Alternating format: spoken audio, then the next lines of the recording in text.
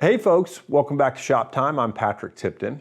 So much of getting these projects done is grinding through the boring parts. And so I've made a huge amount of progress that I'm going to take you through in just a second. But today is one of those kind of boring parts, lots of not very sexy, not very fun work, but it's all got to get done if I'm going to get this thing on the road. Today's Wednesday and I've got a trail ride on Saturday. And I got a couple of issues I got to solve. So today is a hustle day. I got to get this thing running and proven before I go off on a 40-mile trail ride on Saturday with an unproven vehicle that's guaranteed to break down. So let's get on it.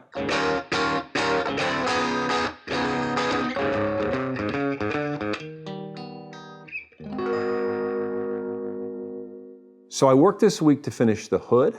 I banged out some more dents, spent about 15 hours straightening everything out. The hood came out great. There's a couple of pieces up on the top. You can see around the hinge area where there was some rust through, and it didn't come out as good as I wanted it to. This is a Ford hood, so it doesn't technically belong on the MB. And at this point, I just got it done. I actually have a correct earlier MB hood that I'm gonna go ahead and repair, but it's a bigger project. This is good enough for now. I also got the hood blocks installed. They're actually incorrect. They're too early for this Jeep, but they'll work for the time being as well. I got all but 2 of the body mount bolts tightened down, so the body is firmly attached. Everything is tightened up. It looks pretty good. I have a couple little things I have left to do, and we'll do one of those today, which is I need to drill 2 holes, and I needed an extended drill bit in order to do that. This is for the rear floor where it attaches to the frame in the back. And that's a new piece on the floor. I had to replace most of that sheet metal, so the holes were lost. And this goes through a hat channel and into the mounting points. So we'll do that today. I also got most of the driver's compartment finished. I got the transmission filled up. I had drained it, if you recall, in order to fix a leak between the transfer case and the transmission. So I got that filled back up with oil, and I got the cover installed. I don't have the final gear shift covers installed yet. I'm waiting for some flathead sheet metal screws to put those rings on. But I also got the brake cover installed, which is exciting. The other thing that's happened is I did get the Jeep running. Now, I've had a little bit of a challenge with getting the fuel system to stay primed. So the Jeep runs beautifully, subject to 2 little problems now. The fuel system just was not priming. My guess is that the fuel filter was leaking, and when I took it back apart, it's supposed to be an OS, but I actually think it's a repro fuel filter. And I think that the gasket on it is old and a little dried out. And I think it was leaking. That's the highest point in the fuel system. And if you get any air in there, it won't prime correctly. The fuel pump seems to be working well. It's not correct. It doesn't have the priming lever on it. So I have one of those on the way as well. That may come today and I'll install it. But temporarily what I've done is put a tube to bypass the fuel filter. I'm not particularly worried about dirty fuel right this very second. And I want to bypass the fuel filter and see if we can get good draw and get the thing running correctly. And then I'll work through my issues with the fuel filter, including if I need to, going and buying another NOS one. They are out there, and getting the right one for it. But one other problem surfaced, which is that my starter Bendix actually broke last night. The starter's been turning over fantastically. I'm so pleased. I did a farmer rebuild on it, which we can talk about at some point, and it's been working beautifully. And it went clunk yesterday when I was trying to get this thing running, and then wouldn't turn over. And I thought it was the battery. I charged the battery. I went through normal diagnostic procedures and finally pulled the starter last night. Started, and it was stuck tight. So I took it apart, and once I took it apart, it was clear that the Bendix unit was stuck and that one of the bolts on the Bendix had backed out a little bit. And I'm not exactly sure what happened in there, but I think this was a field part. I cleaned it, but I didn't disassemble all of it. And I just put some silicone lube in it and thought everything was gonna be fine. And it was until it wasn't. So anyway, I'm trying to source this little sleeve, and I'll get that sourced hopefully today. I've got a couple leads, and if not, I'm gonna have to buy a new Bendix, but I've heard some horror stories about the new manufacturing, so I'm trying to find a correct old part. I could actually probably make the part if I really got ambitious, but I'm hopefully gonna be able to find one and get that put on today as well, so we will be ready to get this thing on the road. All right, so guys, this is the oil bath air cleaner that goes to the Jeep. She's a little rode hard and put up wet, but after the last couple of days of challenges, I came out last night and finished cleaning it up. It's a little dented in here. I got some of the dents out, but there's a liner inside that gets in the way of totally fixing it. And once it gets mounted, it goes right in here like so. There are a couple things in the way right now because I've got the fuel filtered. Once the lines get tucked back in, it slides in pretty easily. Very cool piece of history. I just need to clean up a little bit more on the outside and finish painting it. It gets a satin black finish on it, and we'll put that in last. I'm not too worried about dust in the carburetor at this particular point because this thing's not even on the road yet, but soon enough. So I'm drilling 2 holes. These are the rear attachment points from the frame to the tub for the rear of the Jeep. They go right through a hat channel that's got wood in the middle of it. So, but you can't get in here because of everything, so I had to buy this long drill bit yesterday, but this should go pretty quickly, hopefully.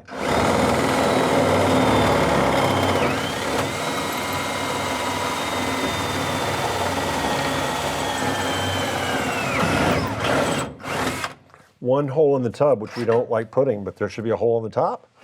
And I gotta do the same thing on this side, and I get my eyes out of the way so that I don't end up getting stuff in my eyes.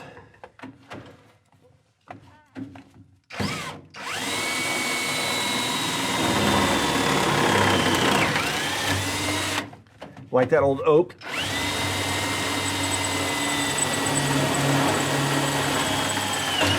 I may need to clean the top up, but that is a 5/16.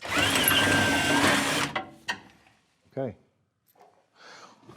One on this side. Now, I'm going to try to make it wiggle and hold. Actually, I'm going to use a different tool. This 1/2 inch. I may need a second set of hands, but I'm going to try to, I will try to get one of these wrenches, which should lay flat, to hold this while I tighten it from the bottom. It may work. If I'm real gentle, it will work. Let me put the other one on the other side.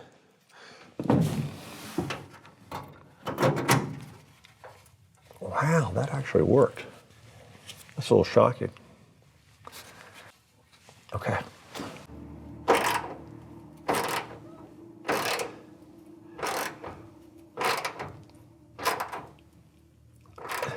Don't have to grill it, but I do want it tight enough. I don't think that this will, I don't think I can put this on without putting something on the other side, but I'm gonna try.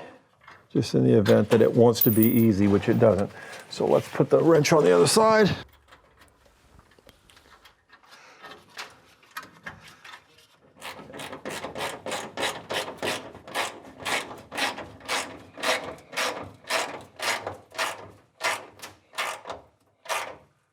There we go. All right, so that was very easy. Amazing thing, you know, these tubs, when you have them off of the frame, are, I wouldn't call them flimsy, but they certainly move around a little bit. But there are a lot of attachment points to the frame from the tub. And when you start tightening all this stuff down, it all gets to be pretty strong. And when you walk around the back, and I stepped back here a little bit working on it, it was kind of moving around. And I can promise you now, it's not going anywhere. Everything's all nice and tight. It's a very cool design.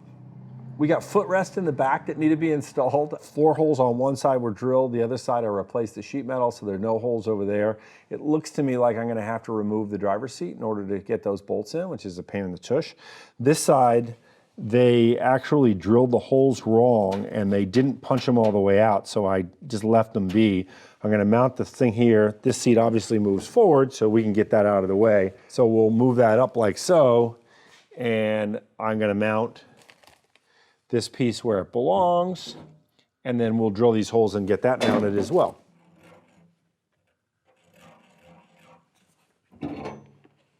Bada bing.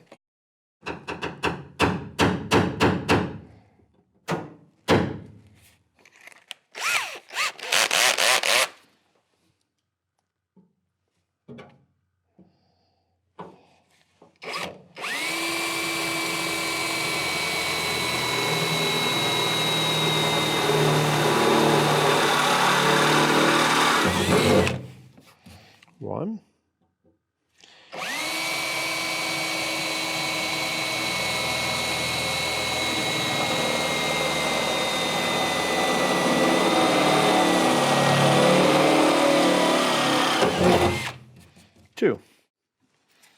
All these bolts, by the way, these are all EC mounted bolts for those of you who are factory purist.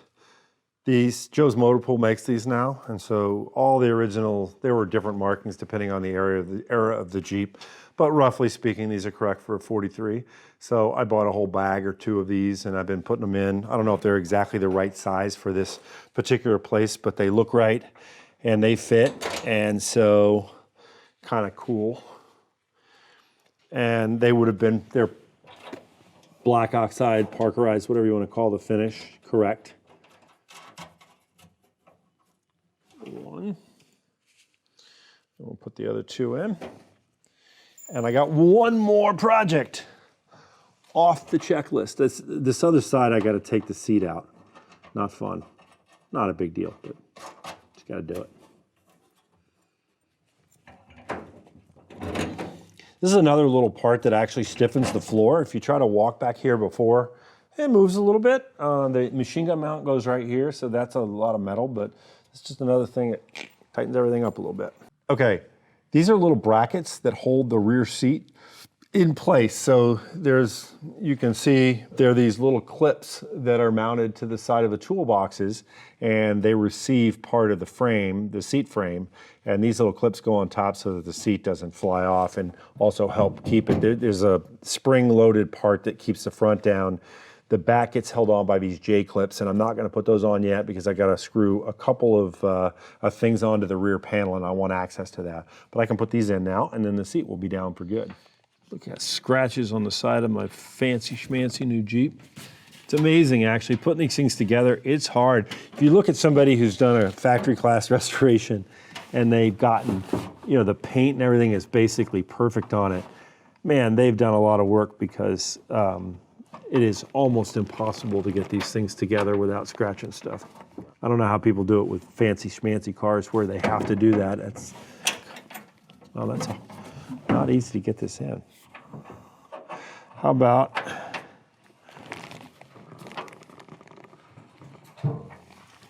a pair of needle nose pliers? Okay.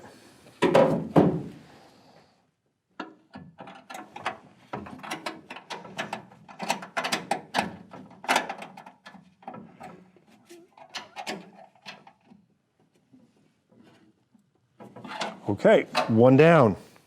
By the way, cool detail. You see the nice little weather stripping here.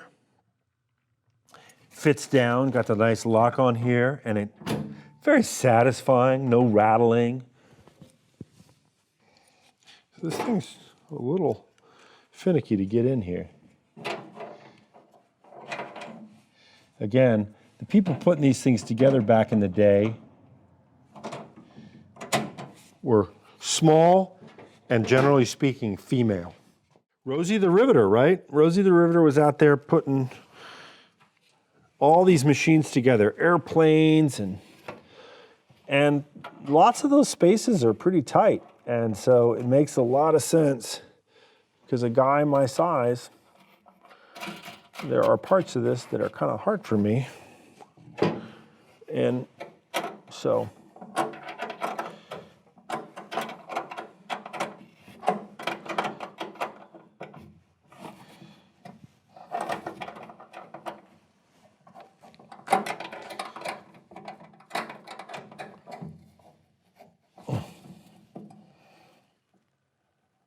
okay, little quick rant. I ordered these from a vendor that I'm not going to name because I actually like the vendor, and they've had some issues with one of their distributors, let's call it that way. But so I ordered the toolbox lids. These are supposed to be 2-hinge early style because this is a Type 1 ACM tub. So I get this one, which has got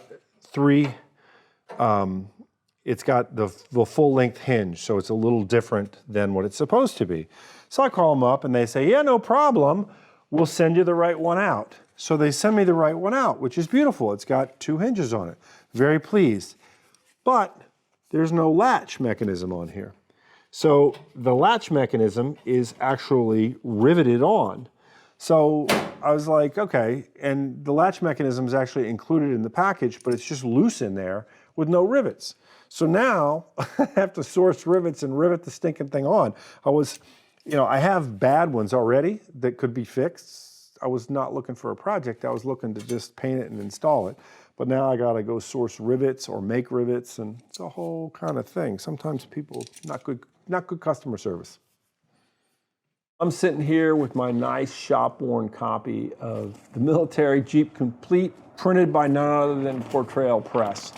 And there's a nice little section. I got my I got to get my reading spectacles too, because that's what happens. But back in TM9 1803 Bravo, it says wheel alignment. And they spelled it wrong, by the way, which is really cool, because they spelled it ALINEMENT, a 1944 error. I think it should be ALIGN for those of you who are not spelling me. Maybe it's correct, I don't know, maybe there was a different spelling. But it says caster and camber is established at the time of manufacture and cannot be altered. The toe end though, you need to equalize your tie rods. And you go to figure 74.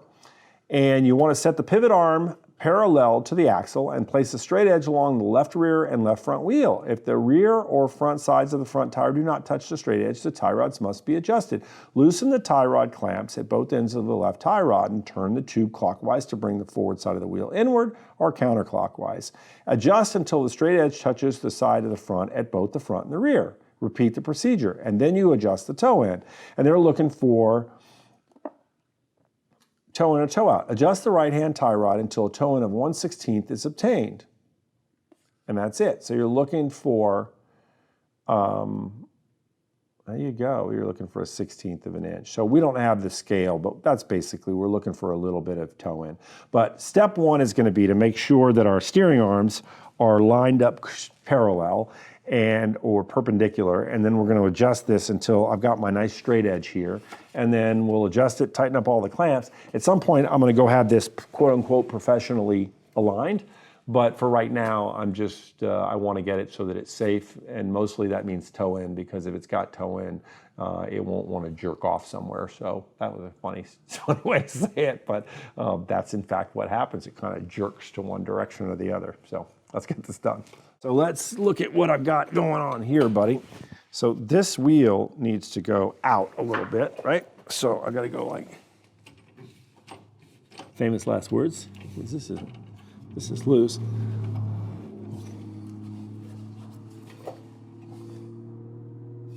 Am I gonna have to use a wrench on this thing? It looks like it. Who put this thing together? Oh boy. So the funniest part about this, and you can tell the world this, my wife and kids think that this is the funniest thing. Anytime I give any estimate of time on anything, they laugh at me, because I am notorious, the notorious optimist. And they're like, yeah, right, Dad. 30 minutes means 2 hours. So I don't know, one of these days I'll maybe figure all this stuff out, but I'm trying not to booger the paint up too badly here. I don't know if that's gonna work or not, but probably not. Okay, paint boogering time, that's what it's for. We can always, let's do that a few turns. Almost. 2, 3.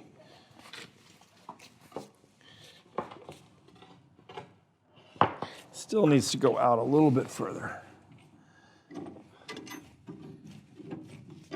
Okay, how are we looking now?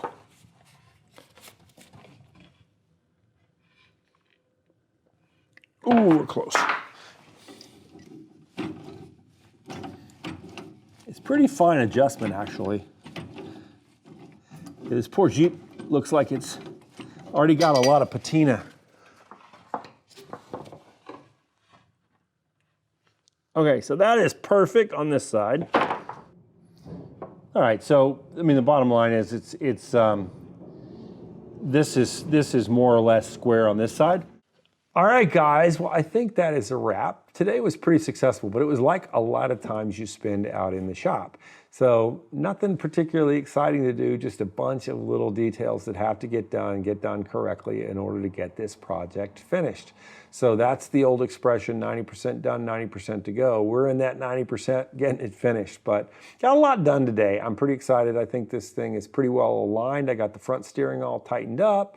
I got the rear body bolts put in correctly. We got some footrest bolts put in. I got to do two more, I got to drill 2 more holes for the driver's side rear footrest there. And, but really just waiting for parts. As I said, I got to go pick up a part to fix the Bendix on the starter and get that put in. And then I'm hoping for a new fuel pump today. And once I get that done, I should be back to trying to get this thing running consistently. I got to chase down, I got a couple of electrical things that aren't working, so I got to do a little bit of diagnosis on that. But we're getting closer to the day that we can drive it. So hopefully next time we shoot this video, we're going to take a drone out and give you some aerial footage, and we'll drive the Jeep around a little bit, go for a nice fall cruise. So as always, I appreciate you tuning in here and appreciate any comments. Oh, I do want to debut one thing. I got some new cool Portrayal press t-shirts with a fantastic picture. It's the wrong flavor. It's a Ford, but this is a 1943 G503 World War II Jeep. And we had this done before. I did it, we changed it a little bit. These were in white.